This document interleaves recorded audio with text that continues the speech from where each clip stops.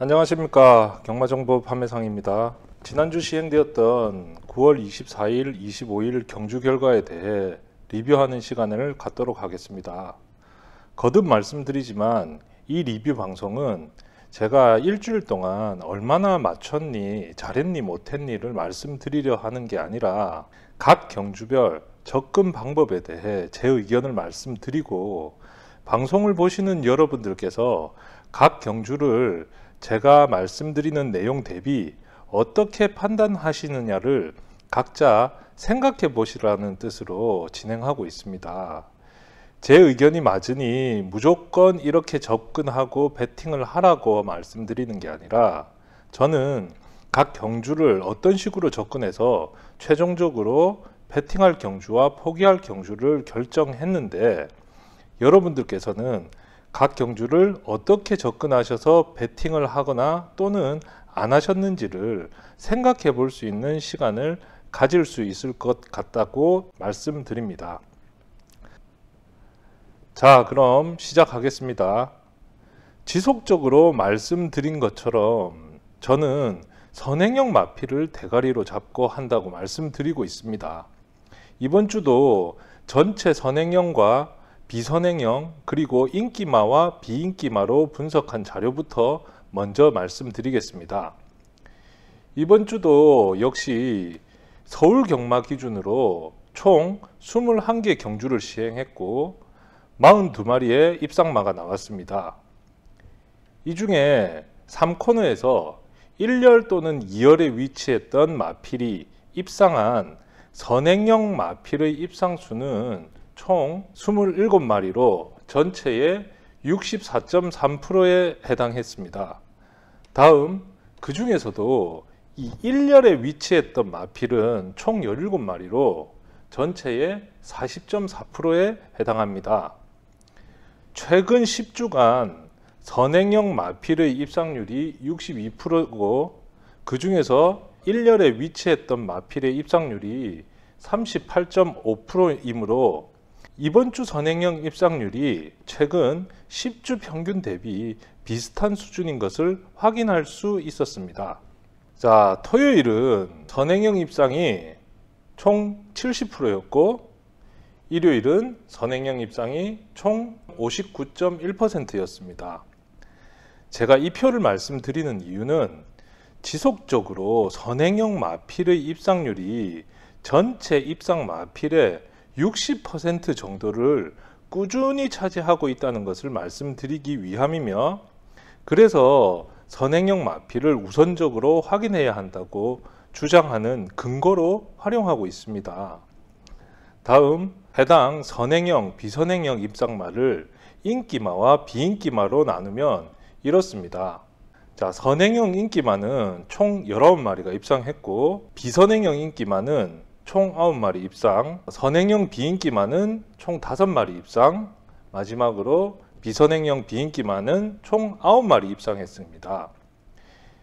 이 자료는 결과적으로 실제 선행형이나 비선행형으로 뛴 것이 아니라 제가 이 경주를 뛰기 전에 해당 마필이 선행형 또는 비선행형으로 뛸 것이라 예측한 숫자입니다. 자, 이렇게 보면 저는 인기마든 비인기마든 입상마 중에 선행형으로 갈 것이라 예측한 마필은 총 24마리였는데 실제 선행형으로 입상한 마필의 수는 27마리였다는 의미이고, 이 부분은 제 분석과 실제 경주가 얼마나 차이 나는지를 알 수 있습니다.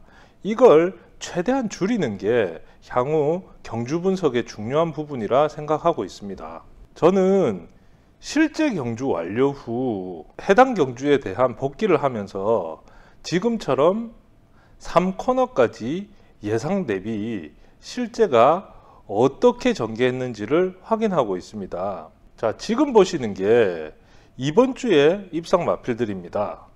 여기에 이렇게 빨강, 노랑, 파랑으로 표시한 게 이번 주 예상 대비 실제 어떻게 전개했느냐를 보여줍니다. 자, 여기 이 노란색은 3코너까지 선행형으로 예상을 했는데 실제도 선행형으로 전개한 놈들입니다.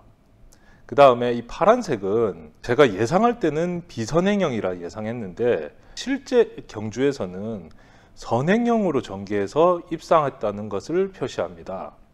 마지막으로 이 빨강색은 선행형으로 예상을 했는데 실제는 비선행형으로 전개 후에 입상한 놈들입니다. 당연히 이 노란색이 많아야 되고 이 파란색이 적어야 합니다. 그래서 복귀 시 저는 이걸 보고 왜 이렇게 파란색이 나왔는지를 제 나름대로 분석해보고 다음 경주에서는 선행형으로 갈 수 있을지 없을지를 나름 예측해봅니다. 자, 다음은 경주별로 입상한 선행형 및 비선행형 마필의 타입을 보여줍니다. 입상마 두 마리 모두 선행형인 A타입 경주는 총 8경주였고 1등 마필이 선행형, 2등 마필이 비선행형인 B타입 경주는 5경주. 다음 1등 마필은 비선행형, 2등 마필은 선행형인 C타입 경주는 6경주. 마지막으로 입상마 두 마리 모두 비선행형인 D타입 경주는 총 2경주였습니다. 이 자료로 우리는 당일 대략적인 주로의 유불리를 예측해 볼 수 있습니다. A타입이나 B타입이 많을수록 해당 일의 주로는 경주 빠르기에 상관없이 선행형 마필에게 유리한 주로라고 볼 수 있고 C타입이나 D타입의 경주가 많을수록 비선행형 마필에 유리했던 주로라고 볼 수가 있습니다. 자, 다음은 개별 경주 분석입니다. 제가 늘 하는 방식으로 이런 식으로 정리를 해봤습니다. 자, 1000m 경주는 총 2경주였고 1200에서 1400은 총 11개 경주였습니다. 그리고 1400은 3경주, 그리고 1600이 1경주, 1700이 1경주, 1800이 총 3경주였습니다. 각 경주별 경주 전 지난 경주를 바탕으로 액면상 선행형으로 판단할 수 있는 마필수는 여기 보시는 자료입니다. 자, 제가 분석한 경주 특징은 일단 신마가 많이 나오는 경주가 2경주이고 1700m 이상의 장거리 경주 중에 선행을 주도할 수 있는 마필이 있다고 판단되는 경주는 1경주였고 없다고 판단되는 경주는 총 3경주였습니다. 다음 선행형이 2마리 이하인 경주는 총 4경주였고 반면 선행형이 해당 출주마의 50% 이상인 경주도 총 4경주였습니다. 그리고 선행형이 적당히 나온다고 판단한 경주는 나머지 7경주였습니다. 그래서 제가 경주별로 선행형이 가능한 마필의 수는 자, 이러하다고 표시를 했습니다. 여기까지 작성이 완료된 후 이제 각 경주별 선행마 위주로 개별 경주의 분석을 시작했습니다.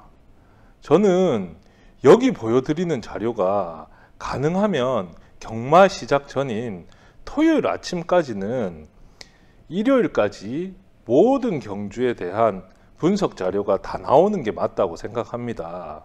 그래야 배팅 계획을 세울 수가 있습니다. 내가 이번 주 여유 자금이 얼마인데 어떤 경주에 얼마씩 분배해서 때릴 건지를 계획을 할 수 있다는 뜻입니다. 또한 내가 배팅하려고 하는 경주가 몇 개 경주인데 그걸 다 배팅을 할지 거기서 몇 개 경주는 포기를 할지 등에 대한 계획도 세울 수가 있는 것입니다.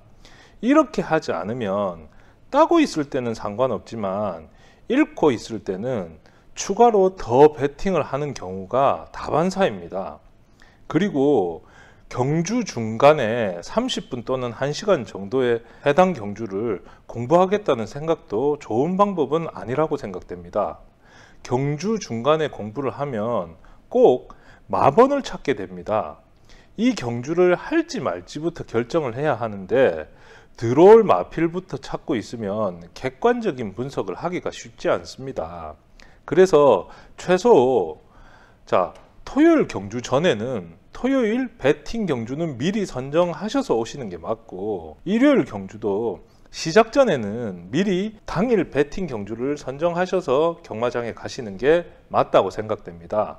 다시 본론으로 돌아가서 그럼 토요일 1경주부터 봅시다. 자, 토요일 1경주, 2경주는 신마 다수의 경주입니다. 자, 1경주는 신마가 총 9마리 중에 선행형으로 예상한 마필이 총 5마리였고, 자, 2경주는 신마가 8마리 중 선행형으로 예상한 마필은 4마리였습니다. 이러면 제가 하는 방식으로는 분석 자체가 불가능합니다. 그래서 1경주, 2경주 모두 패스입니다. 다음 3경주는 대가리가 6번 한 마리가 있는 반면 후착은 여러 마리라고 판단을 한 경주입니다. 자, 3경주에서 저는 이 6번마 국대 클래스는 원래 지구력도 있는데 지난 경주 이후 선행력도 개선되어 앞선에 붙을 수 있고 또한 앞선에 가면 충분히 입상 가능하다고 봤습니다. 근데 후착은 제가 파란색으로 표시한 것처럼 어느 놈이 올지 잘 모르겠습니다. 그래서 패스. 다음, 자, 4경주부터 6경주까지는 어느 놈이 대가리인지를 모르겠는 경주였습니다. 자, 4경주부터 봅시다. 4경주는 인기마가 3번마와 10번마이었습니다. 근데 이번 경주에 저는 요 4번 황금 달빛이 선행을 갈 수도 있다고 봤습니다. 만일 요 3이나 10이 선행을 가면 쉽게 입상할 수 있겠지만 4가 선행을 가면 3이나 10은 따라가서는 어떻게 뛸지 모른다고 봤습니다. 그래서 대가리가 될 수 없다라고 판단을 했습니다. 또한 만일 3이나 10이 쉽게 선행을 간다고 하더라도 이 두 마리가 대끼리입니다. 그래서 30은 입상해도 또는 못해도 별거 없겠다 싶어서 패스했습니다. 자, 5경주는 일단 표시한 대가리만 3마리라고 봤고 이 중에서 대가리를 특정할 수 없었습니다. 그래서 패스. 자, 6경주는 선행형 가능성이 높은 게 3, 4, 10인데 이 중에서 어느 놈도 믿을 놈이 없어 포기하는 경주로 했습니다. 다음 7경주는 자, 보시는 바와 같이 대가리도 특정이 되고 후착도 정리가 되는 경주로 이 경주는 첫 번째 배팅 경주였습니다. 자, 이번 경주에 저는 9를 대가리로 봤습니다. 이놈은 선행을 갈 수도 있고 선입을 갈 수도 있는데 선행도 2열 선입도 입상 가능권이라고 봤습니다. 그래서 대가리로 봤고 후착은 여기 파란색으로 보시는 5, 11, 12 총 3방으로 압축 가능했습니다. 그래서 자, 9 놓고 5, 11, 12 3방 때리는 배팅 경주였습니다. 다음 8경주 역시 대가리가 특정이 되고 후착도 세팅이 되는 경주였습니다. 그래서 배팅 경주로 선정을 하였습니다. 자, 8경주에 저는 대가리는 역시 1열이나 2열에 붙으면 직선 승부가 되겠다고 생각한 이 5번마 골드K로 잡았고 후착은 앞선에 붙어서 버틸 수 있는 1번과 4번 그리고 뒤에서 날라올 수 있는 7번 총 3방으로 세팅이 되고 배팅 경주로 잡았습니다. 다음 9경주, 10경주는 단거리 경주인데 선행을 주도할 마필이 보이지 않았습니다. 그래서 포기하는 경주로 선정했습니다. 자, 9경주부터 보시면 액면상 선행형은 총 5마필입니다. 이 중 어느 놈도 선행 또는 선행형으로 전개할지 특정하기 어렵다 판단했습니다. 그래서 패스하는 경주였습니다. 다음 10경주는 액면상 선행형은 총 3마리인 반면 제가 분석을 했을 때 선행형이 가능하다고 생각한 놈은 총 7마리로 이 역시 어떤 놈이 선행 갈지가 애매합니다. 그래서 패스하는 경주였습니다. 자, 다음 이제 일요일로 넘어가겠습니다. 여기 보시는 것처럼 일요일은 총 4경주를 배팅 경주로 선정을 했습니다. 1경주, 6경주, 8경주, 11경주입니다. 먼저 1경주는 신마에 가까운 경주임에도 대가리가 있고 후착을 특정할 수 있는 경주로 판단해서 배팅 경주로 선정을 하였습니다. 자, 저는 이 7번이 직전에는 비선행형 전개를 했지만 주행 검사 시 충분히 앞선에 붙을 수 있는 놈이라고 판단을 했고, 지난번 한번 뛰어봤으니 이번에는 앞선 전개가 가능한 것으로 생각했습니다.